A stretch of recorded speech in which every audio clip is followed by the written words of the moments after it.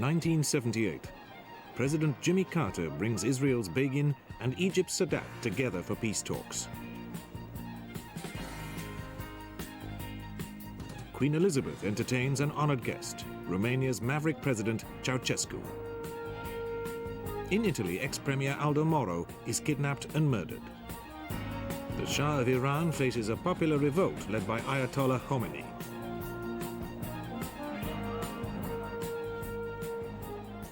And in Rome, the century's youngest pope, John Paul II, takes his throne.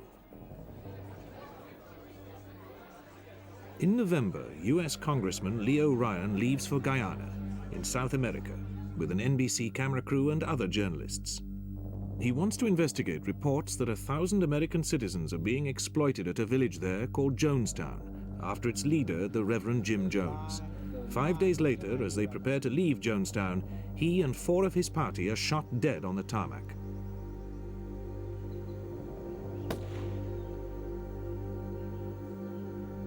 As the firing dies, Reverend Jones orders all his followers to drink a lemonade containing cyanide. 913 of them do so and die, the most amazing mass suicide in history. James Warren Jones was born 47 years earlier in Lynn, Indiana, a town in the Bible Belt, the only child of a mean old redneck racist, as Jim later described his father. He gave his first hellfire sermon at the age of 12 to an audience of children and officiated at the funerals of pets. Married at 16, he became a Methodist preacher with his own parish church in Indianapolis. That was taken away from him when he attracted too many black and poor new members. So, at the age of 22, he proclaimed himself a socialist and opened his own community national church. Running one of the first genuinely multiracial churches in the country, Jim Jones gained a reputation for looking after the interests of minorities. He and his wife adopted black and Korean children. But along with liberal crusading ideas, a hint of madness was already apparent. Obsessed with a vision of the apocalypse, Jones moved to Brazil in 1962, when he read that it was the safest spot in the world in a nuclear holocaust. He left his church in Indianapolis in charge of his disciples. After 2 years, he returned and organized a migration of 100 followers to California, making them hand over all their worldly goods to his church first. There, they successfully set up a new temple and self-contained community in Redwood Valley, also listed as another safe spot in a nuclear war.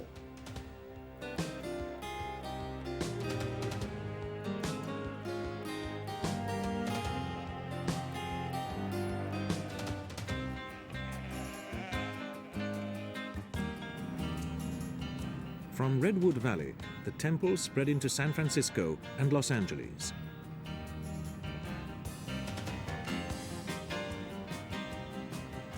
Jones flourished in San Francisco's cult-worshipping atmosphere. Membership in his People's Temple swelled to nearly 20,000 as his reputation grew, and he started food kitchens and daycare centers. He particularly targeted minorities. And I know that is the spirit of the... Well, he called me later and says, why didn't you come back to the temple? So I thought no pastor ever asked me to come to the temple before or while I wasn't in church. So I went back, and he even offered me to sit down in the seat where he was sitting at the table to eat. He said, you can have my seat.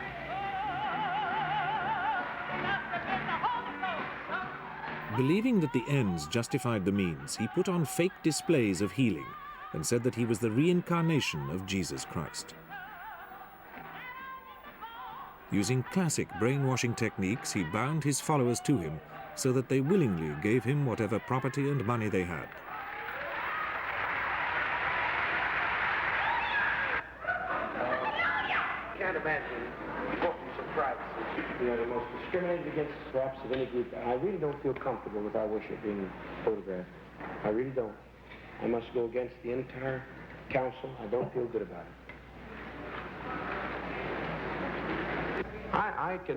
They can photograph me all they choose, because I do not care. I'm fearless. I come unafraid of anything, but I don't want the cameras focusing on others. I don't want them. Focus on me all you want. I owe something to my people, and that's to be a good pastor, and that I am, the best I am. If you want to go out and tell them something that I stand for about social action and social justice, ask me your questions, and I'll tell you right straight from the shoulder where I stand. You want to get out there? I'll tell you.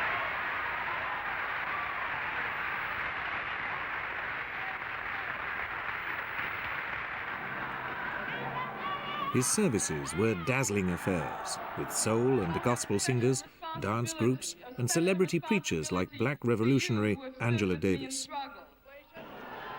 The size of his congregation gave him a political power base. During the 1976 presidential election campaign, he allegedly provided support for the Democrats and met the presidential candidate's wife.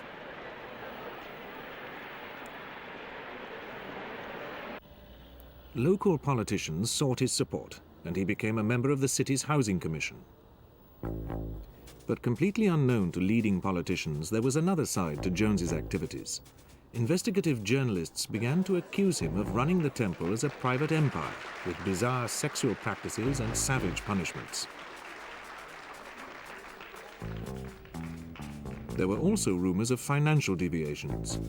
Cult members were being persuaded to give all their wealth to the temple, and the money was allegedly sent abroad from San Francisco to banks in Switzerland and Panama. It was asserted an officer of the city administration helped in the establishment of these offshore accounts. Millions of dollars were said to be involved.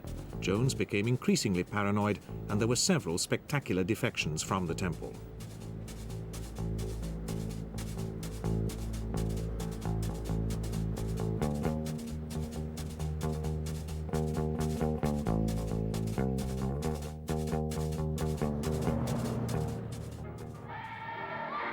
Nevertheless, Jones's political influence enabled him to keep going, and welfare agencies even gave his church custody of more than 100 children.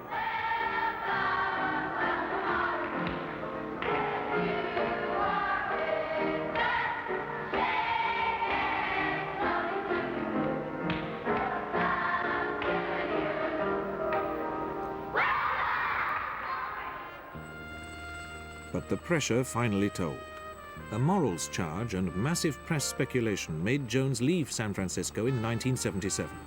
For 3 years, he had been building a village for 150 people in Guyana. Now he suddenly airlifted almost 1,000 of his credulous followers there, including the children in his care. Once in South America, they were crowded into huts and forced to work in the fields from sunrise to sunset, receiving minimal rations. They were subjected to daily exhortations from Jones, who liked to be known as Dad, alternated with humiliating punishments. Little of this was known to local politicians who publicly supported Jones. Well, Jonestown to me is a community where seniors, young people, middle-aged people of all different races can live together in a harmonious way where there's no so-called generation gap. There's no sexism. The women do and perform as much duties as the men do. They operate heavy machinery. They operate the metal shops, the carpentry shops. They do the same amount of jobs. There's no elitism.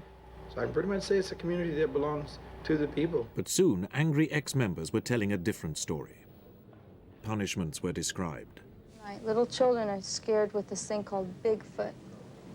And what they do is if a child has done anything that most children do, all children try different things out to see how far they can go. It's considered very bad there, and they're sent out to see Bigfoot. And they're taken into the forest, and it's down by Jones's cabin. And it's a well for drinking water. And the child, two people will already be in the well swimming, and it's dark and you can't see. And the child's thrown in there, and then the people that are in there will be grabbing the child's feet or pulling him down, making sure he comes back up for breath, but the child's, I mean, it's incredible. And then the child, you can hear the child screaming all the way there, and then you can hear him screaming all the way back, I'm sorry, Father, I'm sorry, Father, I'm sorry, Father. And he'll get there and he'll scream and scream, and if he doesn't scream loud enough how sorry he is, Jim threatens that he'll send the child back down. One of our concerns is, of the Human Freedom Center, is that it's so difficult to get anything in motion as far as getting protection for the people, getting aid to them. But we do understand that it's extremely difficult for anyone to comprehend people being in a cult group, standing by, watching their daughter being beat 75 times, as I did, watching children being beat, microphones held to their mouth while they're screaming so that everyone throughout the building that are not in a public meeting can hear them scream also. Going through electric shock treatment where they're screaming. It's incredibly difficult for anyone to believe a story like this. There were fresh accusations of fraud, in particular the appropriation of welfare checks from elderly members. One of the cult's former members was asked if this happened voluntarily. Voluntarily, only because they knew if they didn't do it, that they could be beaten. Jones's wife put up a stout defense against the rising tide of accusations that almost all Jones's followers were being detained against their will. I only know Jim Jones as a man who cares for humanity. And I've known him for 29 years, and I was born into a middle-class white family. I'm a professional person. I work for the California State Department of Health. I have never been financially dependent upon Jim Jones, and I would not be here if I did not totally believe in him as a person. I am not a blind follower. She tried to explain the defections. I cannot say why. I can say that I think that certainly when people get to the place where they can't make the total commitment that the kind of life that Jim Jones lives requires, and they decide that they do no longer want to be a part of it because of the total commitment that is required, not because he is dictatorial, as has been charged, because if anything, he's otherwise. He encourages creativity in people. But when the time comes, when you see a man that lives with the people, not above the people, and for the people, you come to a place in your life where you have to make a choice whether you're willing to make that kind of a commitment. And when you're not willing to make it, there's a certain guilt that causes you to turn against the thing. But the disquiet grew worse. And she says there are mass suicide rehearsals going on in Jonestown. For example, she says that Jim Jones has mass meetings and he orders everybody to drink a brown liquid. After they drink the liquid, he says, that is a fatal poison that is going to act on you in 1 hour, 2 hours, whatever. Now I would like you to stand up, each of you, and tell me how happy you are to die for the glory of socialism. And Debbie told me she wanted to die so bad that she was hoping that this was for real. But then Jim Jones, at the end of an hour or two, says that was a test, okay, to see where your heads are at. And that's how Jim keeps people in line. There are SWAT teams consisting of 50 young men and women dressed in khaki. There's 2 teams of 25 each that are armed with 200 to 300 guns, and that they patrol all day and all night the whole encampment, and that Jim Jones has stated publicly that nobody better try to escape from here because you will be shot. The temple's attorney was publicly dismissive. There's no bodyguards around him in Jonestown. And there are no guns in Jonestown. I have not seen any guns. If you go there, you'll find that that's not true. I hope you can go there so that you can see for yourself. Finally, Congressman Ryan decided to accept the invitation. He set off with a party of reporters, cameramen, and 4 worried relatives. In Washington, the House Foreign Affairs Committee put his mission on an official basis, and Jones had to accept it or risk having his American funds cut off. On arrival in Georgetown, the congressman was greeted by a petition from Jones's followers asking him to go away. I assume that part of the tactic is delay. He also described the Guyanese government's reaction to requests for help. But his general attitude about this whole thing, at least to me, was that it's a matter from now on between the American embassy and all of you.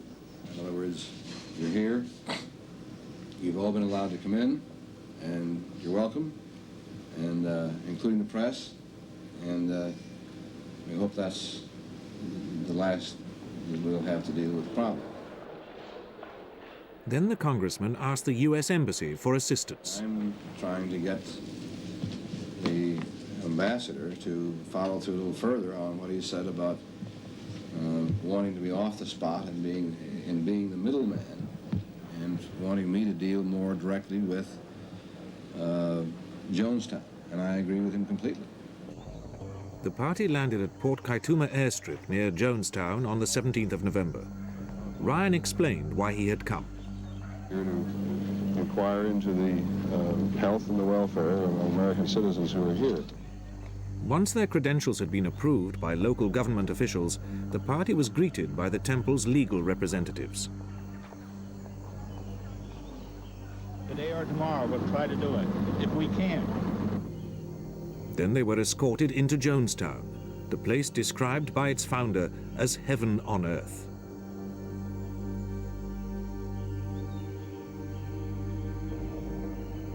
There, an elaborate charade had been rehearsed for them, a well-run nursery. Happy dancers. Are you happy here? Yes, I'm very happy here. Satisfied members who denied that they were being kept against their will. Well, I'm very happy here. I don't know what else I can do to convince them. I've talked to my brother several hours now. In fact, I invited him down here about a month and a half ago to spend a week or two or however long he wanted with me, to share with him what I'm doing here and the happiness that I feel. You know, I'm very happy for him to come down here anytime. He's asking me to come back to the United States to spend a week to convince him and my family that I'm not being held here against my will, and I don't plan to return at this time to convince anybody because I know I'm happy here and I know my mind.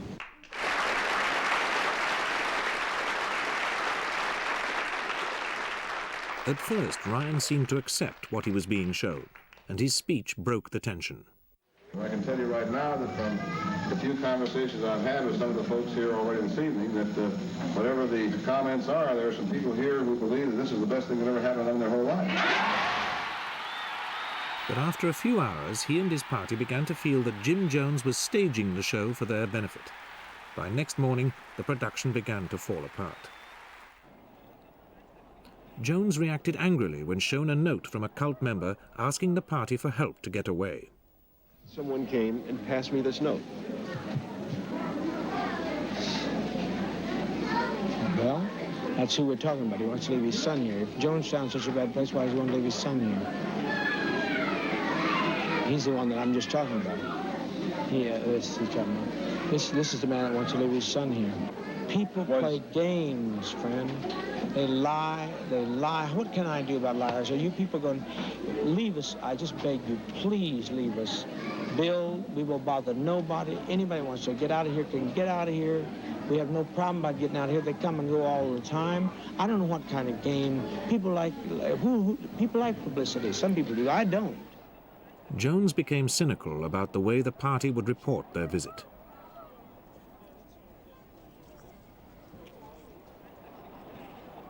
But he said goodbye apparently calmly. Then he whispered to one of his lieutenants. Before the party left for the airport, a man with a knife tried to stab Ryan.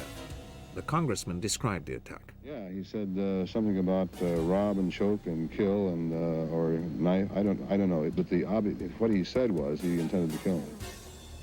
The party had now been joined by about 30 cult members who wanted to get away, and the enlarged party walked out towards the aircraft.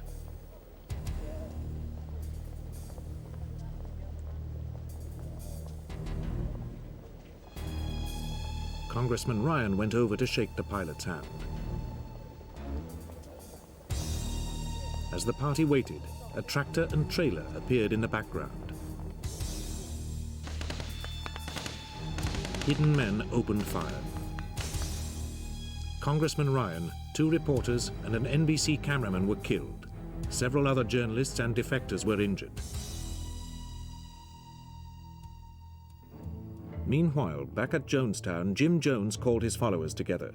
He told them of the congressman being murdered and that to avoid inevitable retribution, they must all kill themselves.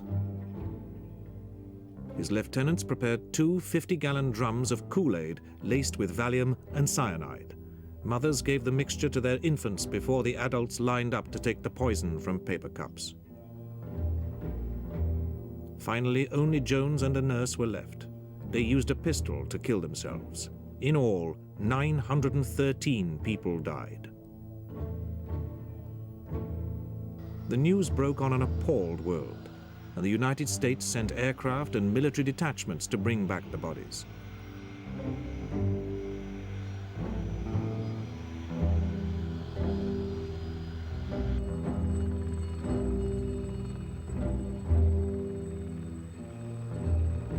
Only gradually did the full extent of the mass suicide become apparent. Most of those who were first into Jonestown found it almost impossible to grasp what had happened.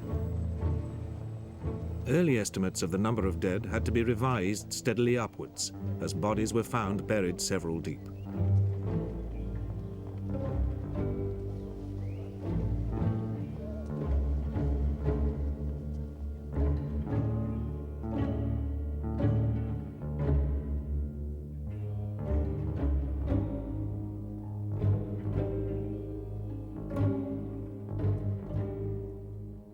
Few survivors remained to tell their stories. 2 had been too ill to get to the fatal meeting. A couple managed to slip away into the jungle. But almost all Jones's followers had gone quietly and obediently to their deaths. Jim Jones was continually saying, hurry, hurry, we must all do this, we must all die, we must die with dignity. Parents were talking to their children and telling them whatever they were telling them, and a lot of the children were crying. And he was telling them not to tell the children that they were dying, not to tell them it was painful. He was telling people it wasn't painful. Finally, the ghastly clearing of Jonestown was completed, and nearly 1,000 coffins were taken back to Georgetown Airport en route to the United States.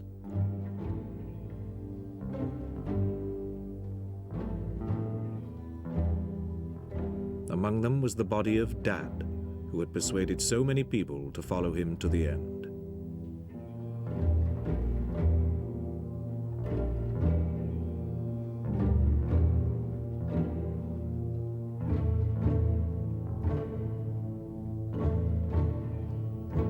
All over the United States, burials took place.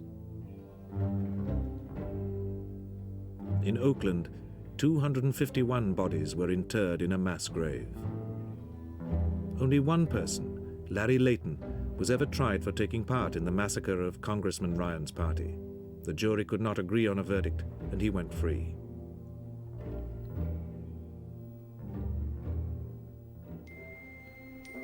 The world was left to wonder how one man could so completely dominate his followers that they would willingly kill themselves.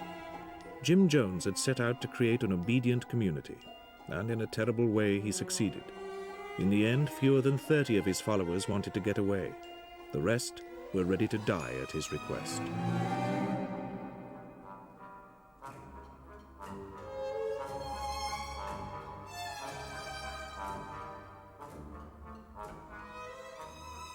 A tape recorder had been left running throughout the last minutes, and Jones left this final message.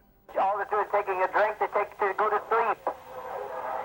That's what death is, sleep.